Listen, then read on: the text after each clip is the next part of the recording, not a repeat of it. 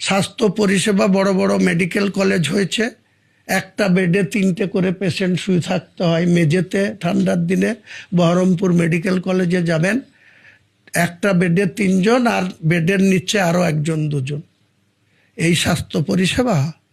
আবার যে স্বাস্থ্যসাথীর কার্ড দিদিমণি করেছেন, এই দিদিমণির স্বাস্থ্য কার্ড নিয়ে কত দুর্নীতি হয় আপনি জানেন? একটা গ্রামের গরিব মানুষ 5,000 টাকার পরিষেবা পেতে গিয়ে তার নামে টিপ দিয়ে 50,000 টাকা নার্সিংহোমগুলা বিল করে। সেই বিলটা যখন স্বাস্থ্য ভবনে আসে, 5,000 টাকার বিল 50,000 হলো, তার মানে 45,000 বাড়ি কগুণ বাড়ালো। তারপরে সেই বিলটা ছাড়াতে গিয়ে আর 10,000 টাকা অফিসারদের দিতে হয়।